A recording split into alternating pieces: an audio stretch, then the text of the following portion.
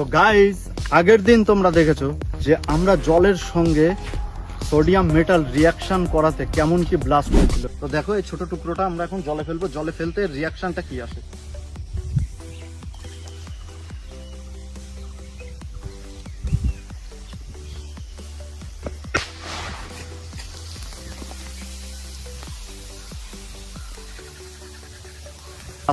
কিন্তু আজকে আমরা যদি জলের মধ্যে সোডিয়াম মেটালটা ব্লাস্ট করাতে পারি তাহলে কি রিয়াকশন আসবে সেটা আজকে আমরা দেখব। তো ভিডিওর সঙ্গে থাকো।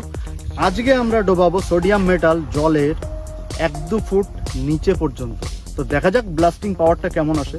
তো চলো এক্সপেরিমেন্টটা আমরা শুরু করি, ভিডিওর সঙ্গে থাকো।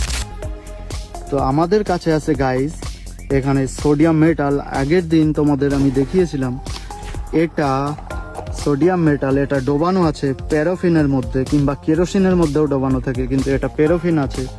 এর সঙ্গে যদি তোমরা ক্লোরিন মিক্স করো তাহলে চলে আসবে ভাই লবণ। এটা খুব সফট হয়, এটা চাকু দিয়ে কাটা যায় খুব সহজেই। আগের দিন আমি তোমাদেরকে দেখিয়েছিলাম এটা চাকু দিয়ে কত সহজে কাটা যায়।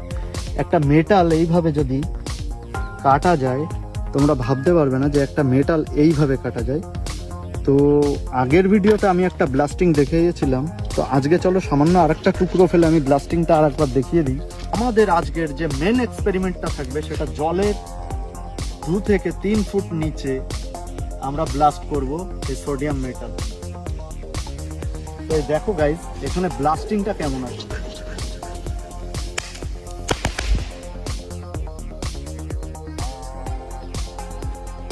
তো এটা গাইস সোডিয়াম মেটাল, এই দেখো চাকু দিয়ে খুব সুন্দরভাবে কেটে গেছে। আর এটা প্যারাফিনের মধ্যে ডোবানো ছিল।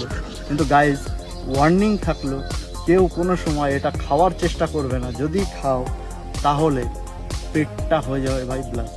তো চলো আর কথা না বাড়িয়ে আমরা জলের নিচে ডোবানোর চেষ্টা করি। তো গাইস দেখতেই পাচ্ছ আমার হাতে পুরো লেগে গেছে এটা প্যারাফিন। এইবার সোডিয়াম মেটাল আমরা 2 থেকে 3 টুকরো বের করব। এই দেখো গাইস এটা সোডিয়াম মেটাল। আর আমরা যে ওয়েদারে এই এক্সপেরিমেন্টটা করছি এটা আশা করি কেউ করবে না, কেননা এমনি এখন বর্ষার ওয়েদার। তো গাইস আমাদের এই সোডিয়াম মেটাল টাইট করার জন্য আমাদের কাছে আছে টাইটার, যেটা দিয়ে আমরা টাইট করব। এবং ডোবানোর জন্য এখানে আমাদের কাছে নর্থ সাউথ ম্যাগনেট আছে।